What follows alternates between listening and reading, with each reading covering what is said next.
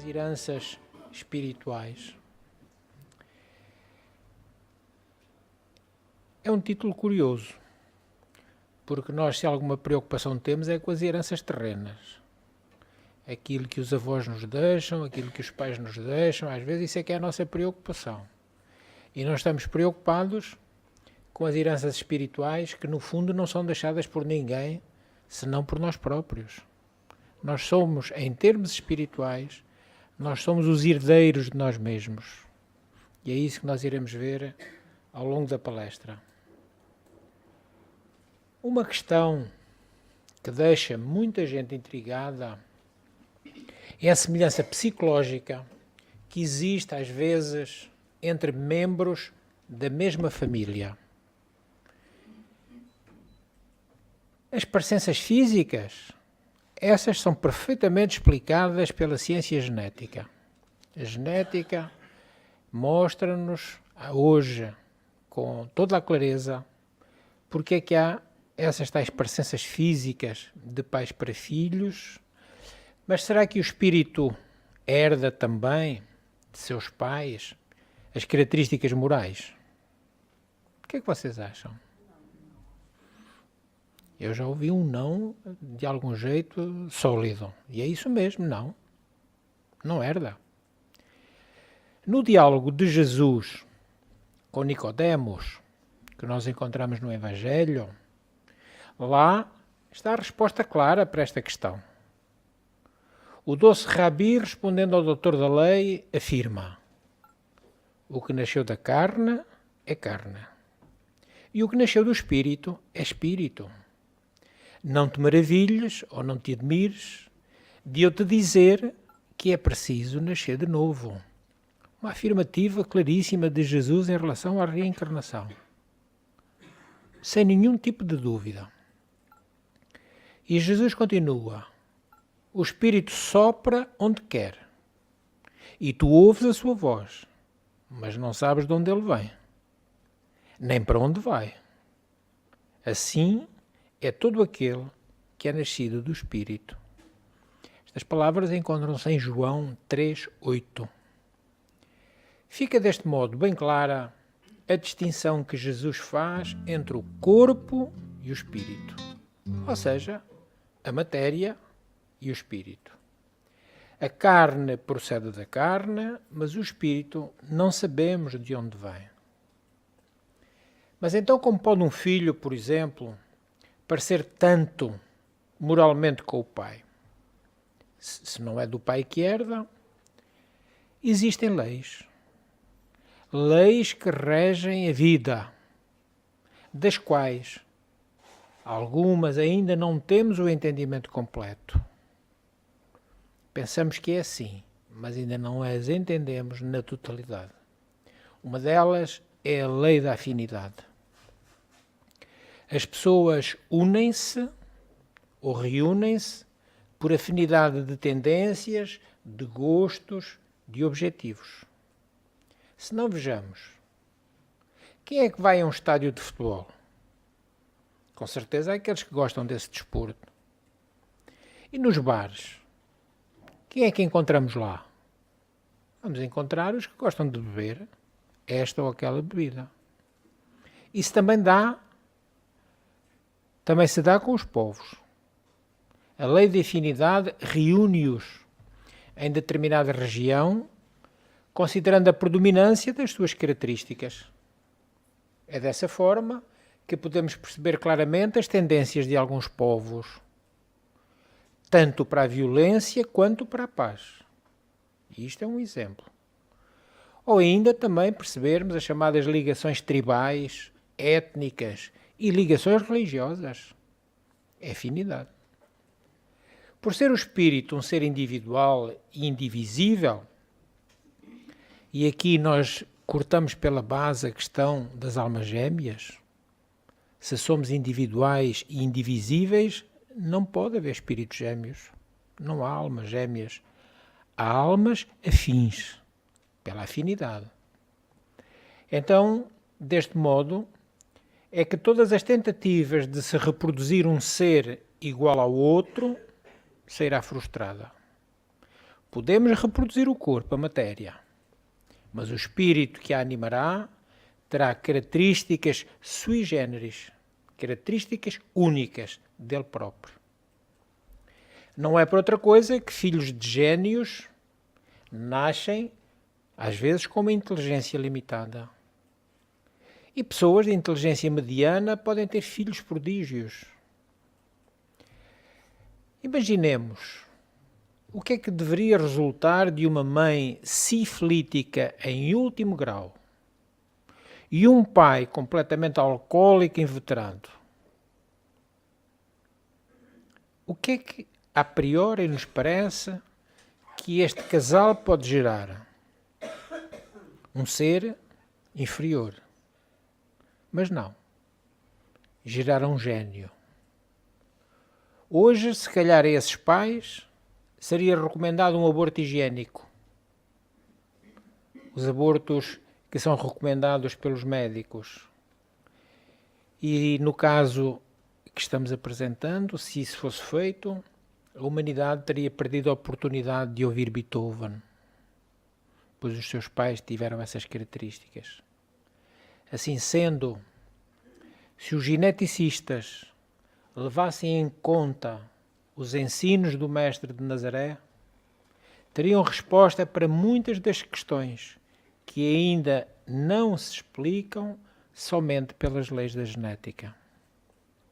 Se levassem em conta que cada corpo que nasce é animado por um espírito imortal, que traz consigo experiências milenares, todos nós, resolveriam muitas dúvidas, sobretudo a respeito de algumas enfermidades. Também encontrariam a resposta para a genialidade, para a idiotia, para a precocidade e de tantas outras particularidades das criaturas que nascem. Assim, eles encontrariam a resposta. Há crianças que nos primeiros meses de vida leem, escrevem, fazem contas, decoram nomes de países, as suas capitais, com toda a facilidade, sem que tenham herdado essas capacidades de seus pais. Às vezes analfabetos ou semi-analfabetos, ou até com algumas possibilidades de iliteracia, mas as crianças trazem essas características. Em suma, importa que saibamos que o corpo procede do corpo, mas o espírito não procede do espírito. Ou seja, o espírito dos filhos não procede do espírito dos pais. Completamente individualizado cada um. Importa também sabermos que se o corpo gerado tiver vida, há um espírito animal e que terá suas próprias características, independentemente das características morfológicas ou até mesmo morais dos seus pais. O que pode ocorrer, entretanto, é que o mesmo espírito que animou o corpo, por exemplo, do avô, já desencarnado, volta a renascer a animar o corpo do neto.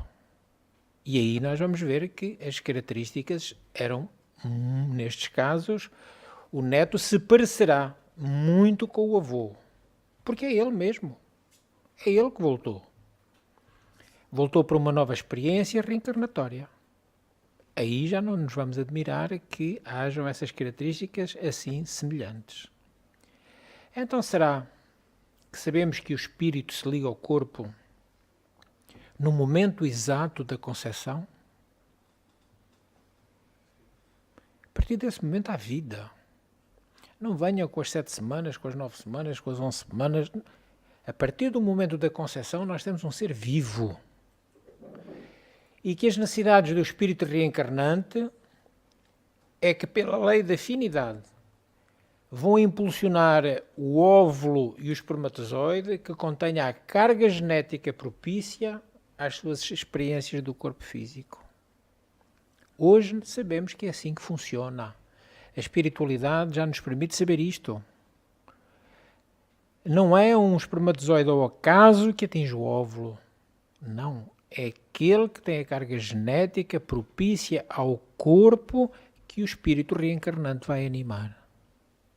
Ele leva toda a informação genética para que realmente o corpo seja de acordo com as necessidades reencarnatórias. Assim, se tiver que desenvolver uma doença, por exemplo, o óvulo será penetrado pelo espermatozoide com as informações genéticas capazes de formar um corpo predisposto a essa enfermidade. Ele leva essa informação. Todavia, isto não quer dizer que fatalmente desenvolverá a doença. Não estamos dizendo isso. Porque isso era nós, os espíritas, acreditarmos no fatalismo. E nós não acreditamos. Porque o fatalismo não existe. Após o nascimento, se o espírito não desenvolver determinadas tendências para o bem, para o amor, a informação genética vai prevalecer e a doença vai surgir. Mas se a pessoa muito amar, muito bem fizer, vai ultrapassar de certeza absoluta a doença sem ter que passar por ela. Apenas dizemos que o espermatozoide leva a informação. Apesar disto, já pensamos que o maior número de nós nasce com um corpo saudável. A grande maioria, felizmente. Já pensámos na perfeição que é o corpo humano? Não há nada no mundo que tenha a perfeição do nosso corpo. O nosso pé, coisa a que nós se calhar nem ligamos muito, é um portento de engenharia. Não tivesse cada ossinho do nosso pé no seu lugar, nós não teríamos como ficar de pé, nós não teríamos como andar, não conseguiríamos caminhar em terreno mole ou terreno muito duro, não fosse a concepção do nosso pé. Por este pequeno pormenor, nós vemos o valor extraordinário que é o corpo que Deus nos concede. Já demos conta que o corpo é o instrumento que o Espírito usa para tornar possível grande parte das realizações da nossa vida. Olhem, duas coisas tão importantes. Primeiro, tomarmos consciência do valor do nosso corpo e depois percebermos que é por ele que muitas vezes o nosso espírito consegue fazer determinadas conquistas meritórias para nós progredirmos em termos espirituais. No entanto, vemos incontável número de pessoas que muito antes de atingir o período da terceira idade tornam-se presas a grande número de doenças. Não raras vezes, tais doenças atrapalham o desempenho profissional, afetam a vida familiar e consomem horas em consultórios, laboratórios e hospitais. É certo que muitas vezes a doença nos ensina várias lições, pois que teimosos que somos, é através da dor que nós valorizamos a vida. Se calhar enquanto tivermos muita saúde, desprezamos a beleza do corpo, a beleza no sentido de utilidade do nosso corpo, desprezamos esse bem precioso que Deus nos concede. Perdemos a saúde e aí repensamos nossas atitudes, modificamos-nos. Porém, infelizmente, poucas são as pessoas que aproveitam essa oportunidade de reeducação. Valorizemos então mais a saúde. Perguntamos, será que estamos cuidando desse maravilhoso instrumento que é o nosso corpo? Estamos fazendo tudo direitinho? Desde a Grécia Antiga, Hipócrates, considerado, e muito bem, o pai da medicina, este grande homem, este grego, introduziu a ideia de que o corpo e a mente atuam em conjunto. Não podemos separar o corpo e a mente. E que o corpo sofre grandemente a influência da mente. Esta visão, felizmente hoje, vem crescendo entre as várias correntes da medicina. Hoje todos sabemos que muitas doenças são causadas por hábitos de vida errados. Alimentação desregrada, sedentarismo, vícios diversos. Mas será que é só isso? Se a relação entre a mente e o corpo é tão intensa, será lógico aceitar que muitas doenças podem ter origem em sentimentos negativos? Podemos e devemos. Porque eles irradiam energias nocivas. E essas energias atingem-nos diretamente. E vão ter grande força negativa em nós. São bombardeamentos que nós acabamos por lançar a nós próprios. Mágoa, raiva, inveja, cobiça, são alguns dos sentimentos negativos muito comuns, que podem ser desta existência, já criamos essas tendências nesta existência, ou em existências anteriores, e chegam até nós como quê? Como herança espiritual. Herdamos essas propensões, essas tendências, esses gostos, essa maneira de ser, essa maneira de estar.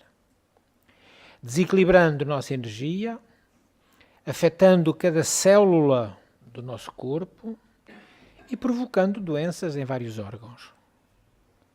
Quem já não sentiu dor de estômago ou dor de cabeça após uma discussão violenta? Eu atrevo-me a dizer que se calhar já quase todos nós passamos por isto. Quando a raiva ou a mágoa são os sentimentos que nos dominam, nós estamos bombardeando o nosso organismo com essas energias tão nefastas. Agora imaginemos se isso acontece numa discussão, numa altura, num período. Imaginemos ao longo dos anos. Imaginemos isto ao longo das reencarnações. Porque às vezes as nossas raivas passam de uma reencarnação para outra. Não nos acertamos, levamos-la para o outro lado da vida, levamos-la junto connosco para o outro lado, voltamos com ela e insistimos por teimosia nela. Imaginemos o que isso nos faz. O que é que nos fazem esses sentimentos? O que é que isso pode ocasionar se forem assim tão repetidos? O espírito luminar da nossa querida Joana de Ângeles, ensina-nos que a visualização mental otimista gera energias que combatem e até podem anular uma enfermidade, pois nesse estado mental nós produzimos substâncias químicas naturais, não são drogas, são naturais, que vão combater essa doença. Então nós podemos ser os farmacêuticos de nós mesmos. Joana é quem diz, e eu acredito nela. Ela diz-nos que se visualizarmos o órgão doente e o bombardearmos com pensamentos voltados à cura, podemos até mesmo eliminar doenças graves. E nós às vezes não o fazemos. Ao sentirmos-nos menos bem, deixamos-nos ser tomados totalmente pela doença. Talvez por tendência nós gostarmos de ser doentes, o que não é verdade. Ninguém é doente. A pessoa está doente. Estar, eu estou hoje, posso não estar amanhã. Ser, eu serei sempre. Se eu me colocar na posição de ser doente, não me vou curar. Se eu estiver na posição de estar doente, eu posso me curar. Vai depender de mim. Reconhecemos que, no geral, falta-nos ainda equilíbrio, autocontrole e mesmo fé para acreditarmos e fazermos o que Joana nos recomenda. Bons pensamentos, boas energias dirigidas ao nosso órgão doente, à nossa parte do corpo doente, para que a cura se instale. Então buscamos, por falta da fé, buscamos o tratamento medicamentoso. Vai aliviar alguma coisa? Pode, porque ele tem efeitos. Pode aliviar alguma coisa? Não vai curar. Então, e se começássemos, não já na nossa intenção de curar coisas muito graves, se começássemos de maneira mais simples? Se ainda não conseguimos grandes curas através da mente, por que não tentar pequenas curas? Essas nós podemos começar já a experimentar. Que tal se tentássemos a partir de hoje reconhecer em nós quais são as atitudes e os sentimentos negativos? Sempre que percebermos os primeiros sintomas de uma enfermidade qualquer, por que não meditarmos e vermos o que é que não está bem em nós? Porque tem influência uma coisa sobre a outra. E se ao lado do tratamento médico buscássemos sempre uma mudança nessa atitude? Na atitude que nós já sabemos que está errada. Ou naquele sentimento que reconhecemos estar sendo prejudicial. Porque quem tem raiva, quem tem mágoa, quem tem zanga, sabe que sofre com isso. E muito. É verdade ou é mentira? A quem é que a raiva faz bem? A ninguém. Nós ficamos, quantas vezes num acesso desses de raiva, de desejo de vingança, nós ficamos adoentados. Porque é uma afinidade negativa. É uma energia que nós estamos desenvolvendo negativa. E tudo o que é negativo é mau. Não dá bem-estar, pelo contrário, dá mal-estar. Por certo, o medicamento fará melhor efeito e com mais rapidez, se nós também quisermos, paralelamente à sua utilização, à utilização desse medicamento, quisermos fazer a nossa modificação íntima, a nossa reforma íntima. Será que isto é uma tarefa impossível? O que é que vocês acham? Se tivermos muita vontade, conseguimos ou não? Conseguimos. É uma questão de nós aceitarmos o que estamos dizendo e querermos fazer. Vai exigir vontade e disciplina. Mas isto tudo na vida. Tudo o que na vida seja útil e bom exige vontade e exige disciplina. A vontade de querer fazer e a disciplina de fazer bem. Tudo isto é necessário para que nós consigamos o verdadeiro autoconhecimento. Outro segredo que vem da Grécia Antiga, bem lá na Antiguidade Grega. No templo de Delfos lá estava, bem no frontão do templo na entrada. Conhece-te a ti mesmo. Milhares de anos passaram e alguns de nós ainda continuamos desconhecendo quem somos.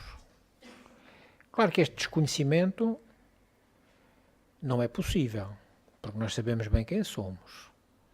Ignoramos, disfarçamos, porque às vezes o nosso orgulho não nos deixa ver em realidade quem somos. O autoconhecimento é necessário se nós nos quisermos manter saudáveis.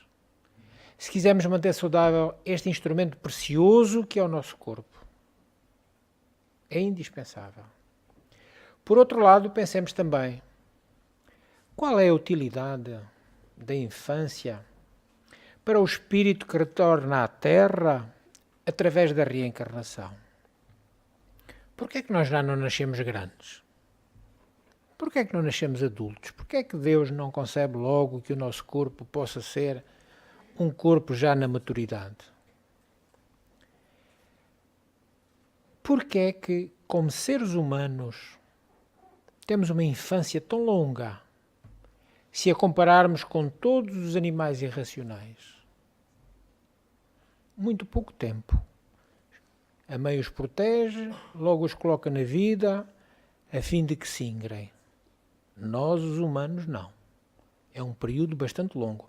Às vezes é maior o nosso período de infância do que a vida total de um animal. A resposta a estas perguntas tem algumas características, algumas nuances muito interessantes e importantes para a nossa vida. Primeiro, precisamos compreender que esse ser pequenino, essa criancinha, que os pais conduzem em seus braços carinhosos, não deixa de ser um milenar viajante evoluindo para Deus. Ele está pequenino na reencarnação atual. Nesta reencarnação que ele agora chegou. Mas é já um ser milenar. É um espírito que pode ser mais velho, mais antigo do que o espírito dos pais. Porque já vimos que não é dos pais que procede o espírito. Então ele pode ser mais antigo que os próprios pais. Um espírito imortal que volta ao mundo terrestre com objetivos muito claros. Que objetivos? Vai se envolver na superação, na sua autossuperação, na reestruturação do seu caráter moral.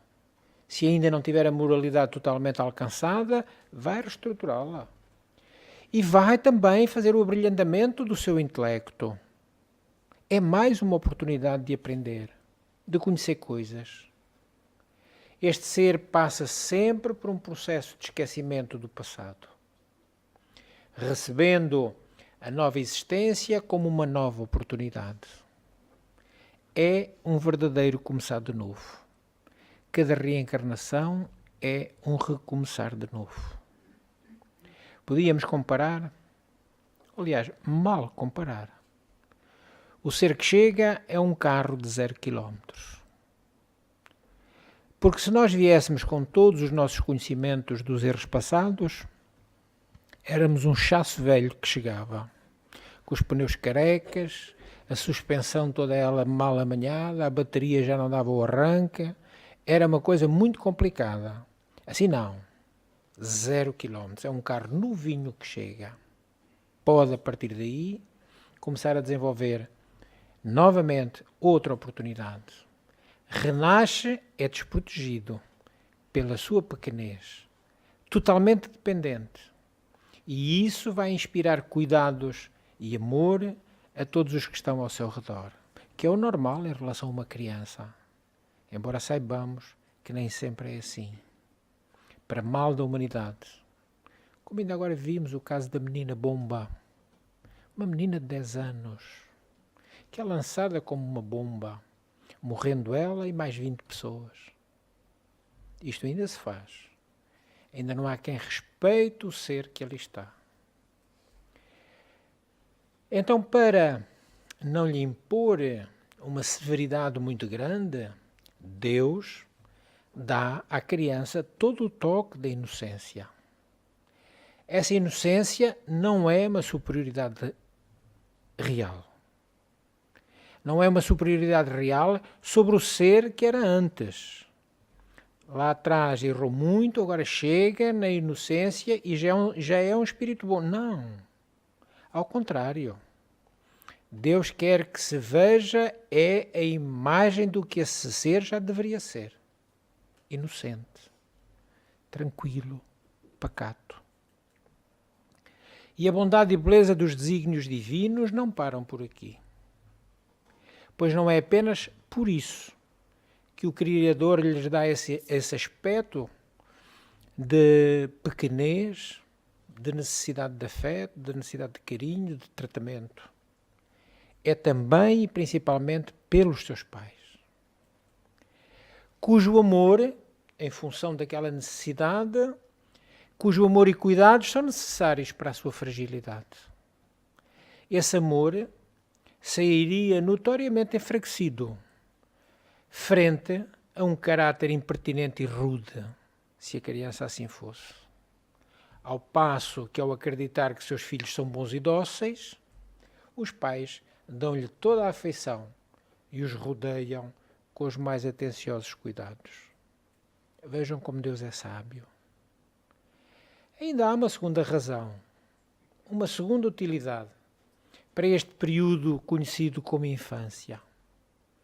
O espírito encarnado, para se aperfeiçoar, é mais acessível durante esse tempo.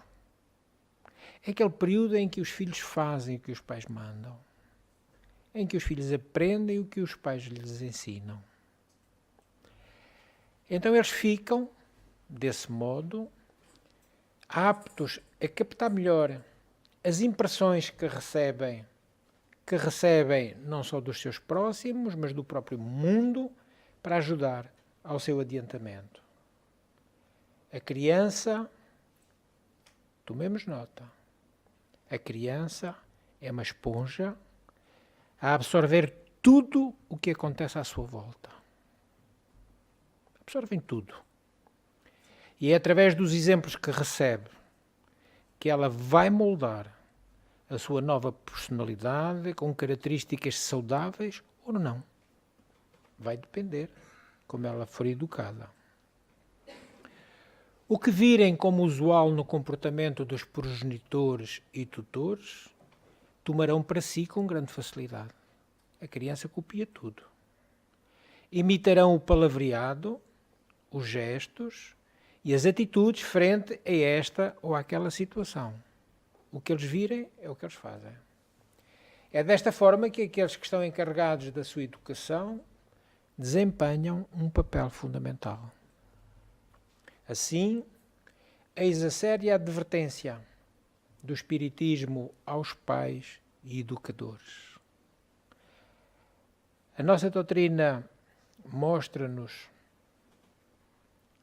que quando nós desencarnamos, quem passa pela responsabilidade de pai ou de educador, mostra-nos a espiritualidade que quando chegamos ao outro lado da vida, nos é perguntado: o que fizesteis das crianças que te demos para educar? Teremos que dar contas.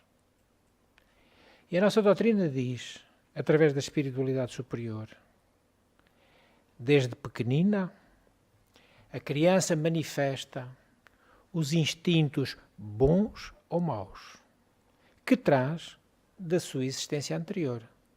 Ora, isto é o quê? As nossas heranças espirituais. Nossas. Não é as que nos deixaram, é as que nós herdamos. E a espiritualidade continua. Devem os pais cuidadosamente aplicar-se a estudar quais as tendências, quais as características. Todos os males originam-se no egoísmo e no orgulho. Os pais espreitem, pois, os menores indícios revelados do gérmen de tais vícios e cuidem de combatê-los, sem esperar que lancem raízes profundas. Não façamos de conta que é algo sem importância e que é passageiro. Nunca é. Façam como o bom jardineiro, que corta os brotos defeituosos à medida que os vê apontar na árvore. E se ele o fizer, ela crescerá escorreita e lançará os ramos na direção do alto rumo ao infinito. Então, meus irmãos, é a reflexão desta noite. Pensarmos realmente que herança nós trouxemos, porque temos consciência, sabemos. Se nos interrogarmos, sabemos. Conseguiremos mudar ou não, mas sabemos. Tenhamos essa consciência. E se ela for bem aceita por nós, com certeza, se nós buscarmos ajuda e empenharmos a nossa vontade, conseguiremos mudar alguma coisa. Conseguiremos mudar para melhor. Temos um grande aliado que desde sempre o vem fazendo por nós. Jesus. Claro que Jesus não tem uma fórmula mágica para modificar-nos rapidamente e virarmos todos santos. Mas ele tem a capacidade, através de um amor infinito, de nos ir fortalecendo a pouco e pouco, para que sejamos nós a fazer essa mudança. Porque só assim ela é válida e só assim ela contará a favor de cada um de nós. Que Ele nos abençoe nesta noite tranquila e sempre na nossa vida.